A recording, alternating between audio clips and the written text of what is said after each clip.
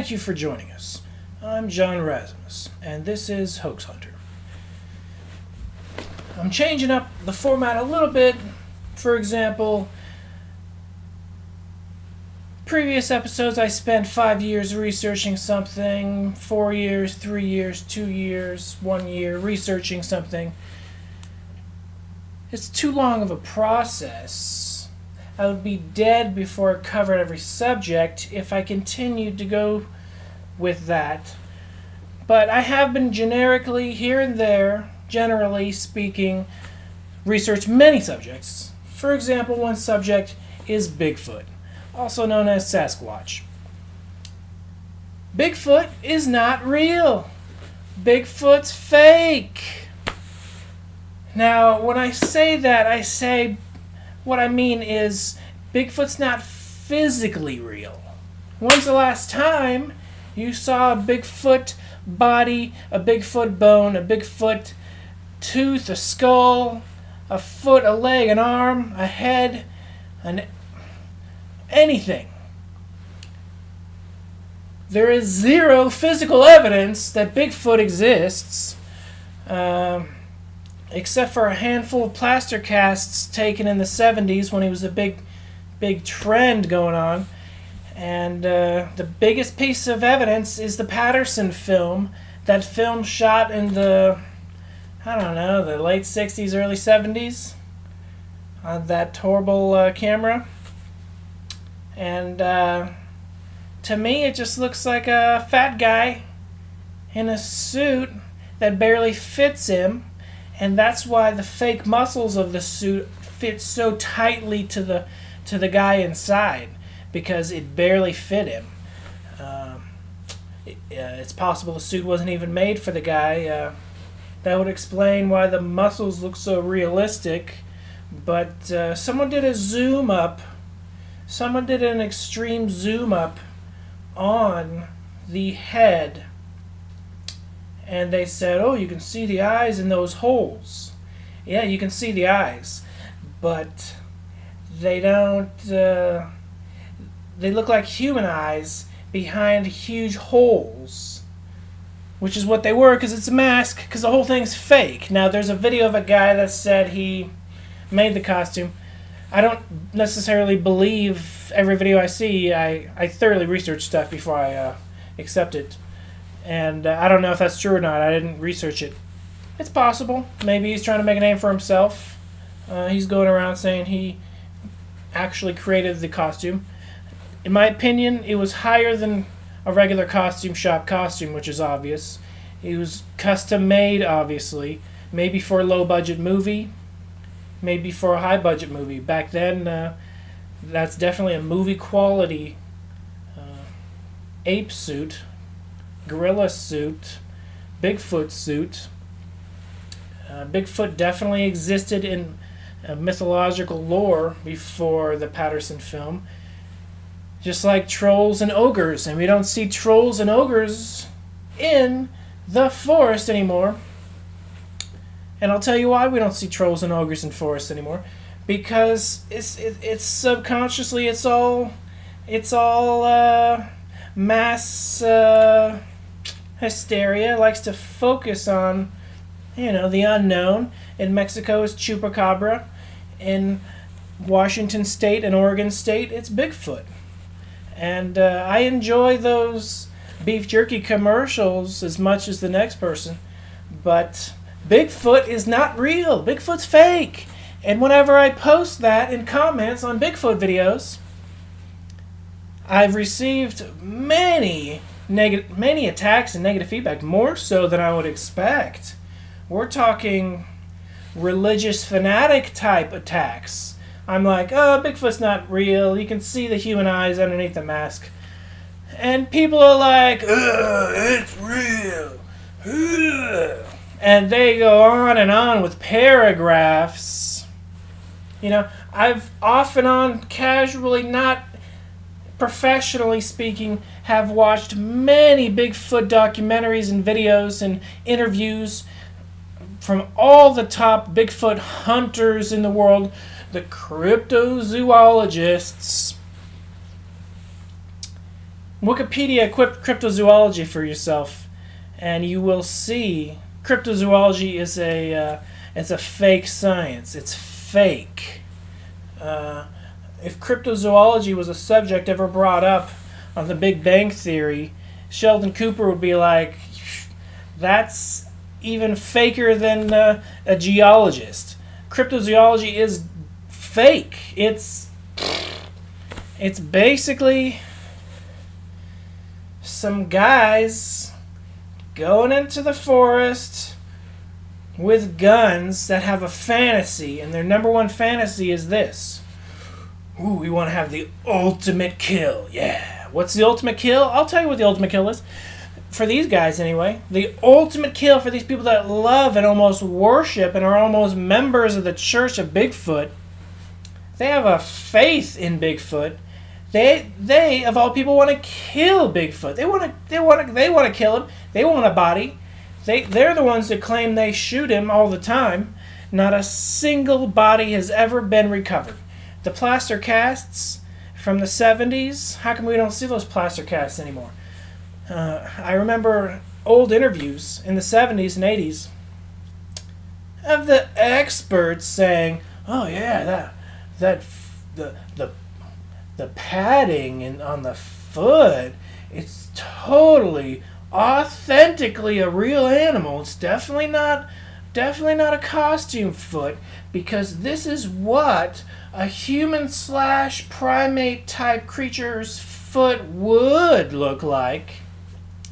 These people are pulling these facts out of their butt. It's 100% fake. These experts are cashing in like the guy with selling the Bigfoot t-shirts.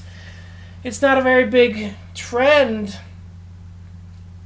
as it was in the 70s and 80s or during the Patterson time, late 60s. But on the internet, it still is a huge trend, and you see hoaxes all the time. Now, let me clear it up a little bit. Bigfoot is not real, he's fake. But when I say that, I say Bigfoot's not physical. I think, there's a slight possibility when there's a bunch of eyewitnesses that they did see something. There was a recent sighting of a bear walking on 2 feet, for example. And here's the video right here. And here you see the bear is walking around on 2 feet because his front 2 feet, they say, were injured. Maybe in a bear trap. Who knows how he injured his front 2 feet. But this bear in New Jersey, the wildlife officials did not capture him. They let him walk around because there is a natural wooded area there, and that's his natural environment. And for all we know, bears walk on their feet more than we know, and that would explain possibly thousands of Bigfoot sightings. Bears walking on 2 feet. That's just one example that can explain away people seeing something walking in the woods and they're like, "Oh, there's a hairy man." Could have been a bear on 2 feet. But there have been many hoaxes. There's the hoax of the guy that went around with the Bigfoot body, and when the ice melted, it was a rubber suit. And he made thousands of dollars. He made thousands of dollars bringing, taking it from hillbilly town to hillbilly town. I wouldn't pay a penny to see a rubber suit in an ice block, but the people couldn't touch it because he was under this much ice. And it sort of looked realistic. They had the news all over it. And the second it melted, there was even a sheriff involved that put his name and said it's 100% authentic. And when it melted, that sheriff lost a lot of credibility. I think he lost his job.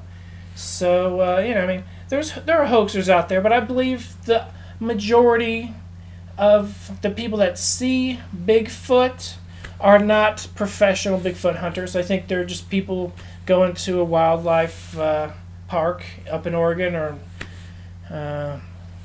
Seattle outskirts, and they might see something funny out of the corner of their eye or whatever, and they just are mistaken. It's no different than someone seeing a light in the sky. If you see a light in the sky, the chances of it being an extraterrestrial is, Stephen Hawking would tell you, 0%. He would say 0.00, and he might put a 1 at the end of 100,000 zeros. It's the same for Bigfoot, because Bigfoot does not exist. Let me give you some scientific evidence proving Bigfoot does not exist. There was a recent study of all the hair samples ever brought in. They tested every hair sample, and they all came up bear, deer, like a dog, a cat, whatever. It was all a bunch of regular animal hairs. But here's the science.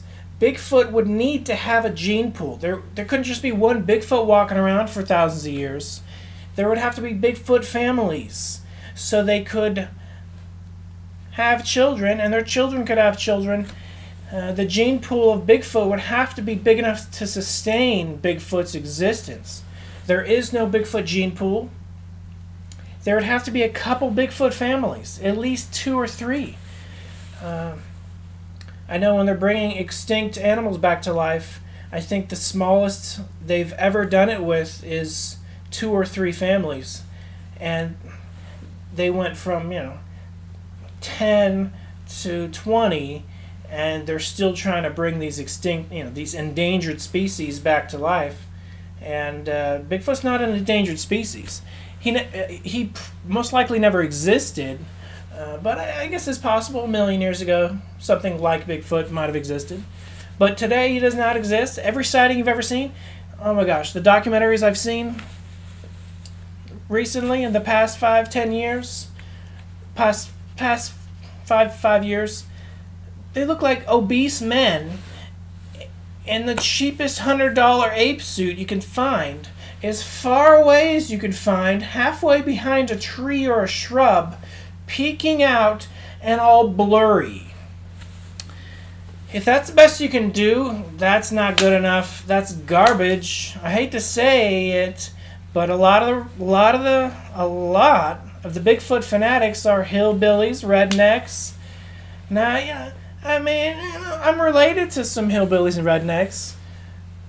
I'm not saying they're, for example, more gullible.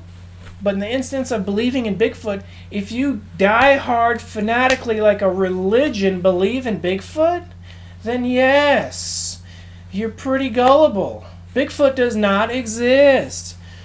Prove me otherwise. Show me some evidence. Try to change my mind. I'm open-minded. I'm more open-minded to the paranormal than hoax hunter watchers might believe. I've had many paranormal experiences, but because I can't prove or disprove them, I don't talk about them on this show. I might talk about them on my Flying Unknown show, but maybe I'll talk about them here. I just have to give a disclaimer that I can't prove or disprove any paranormal experience I've ever had.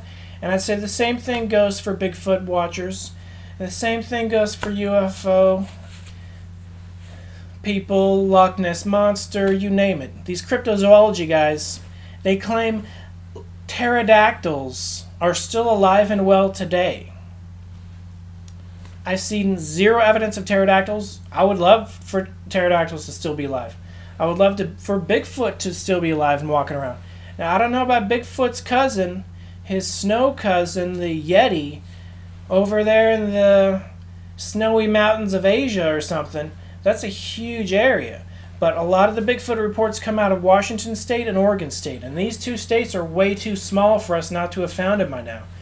I mean, law enforcement flying around in helicopters would have seen the Bigfoot families with their body heat. I'm sure there's a million excuses. They're interdimensional. They're extraterrestrial. Get it straight. They're either ape-like creatures and you have their hair sample, or they're interdimensional. You're going to say they're both. Well, I'll tell you one thing. Bigfoot is as physical as a ghost. You're never going to find any evidence. There's never going to be any evidence. It doesn't exist. Bada bing, bada boom. Bigfoot is fake. And that is just my 2 cents on this subject. This is a new segment I'm doing for Hoax Hunter. It's called Hoax Hunter Unscripted. This episode was 100% unscripted. And as you can see, there's not a single take, cut, edited, anything. It's 100% unscripted. Believe it or not, about 50% of the previous Hoax Hunter episodes, well, 50% of each episode at least, have been scripted, and I It took weeks to write and to rehearse. But this is 100% Hoax Hunter Unscripted. I'm going to be doing more Hoax Hunter Unscripted episodes. And I believe, I can off the cuff mention more things, easier, faster. Bigfoot, physically speaking, I've seen zero evidence showing Bigfoot to be other than fake. Bigfoot is not real. Bigfoot is fake. Now, this is my opinion, and I'm sticking to that opinion until I can see evidence proving otherwise. Feel free to post in the comments your evidence or a link to some evidence of some kind. I'm still open-minded. I can still be swayed, but I've seen nothing other than showing that Bigfoot is not physical and as physical as a ghost, and that's not good enough for a scientist, as you cannot. The Ghost Hunters show, that's a whole other topic. Ghost Hunters. Don't get me started with Ghost Hunters. So I'm going to have a lot more of these Hoax Hunter Unscripted episodes coming in the future. And this has been John Razimus with Hoax Hunter. Be seeing you.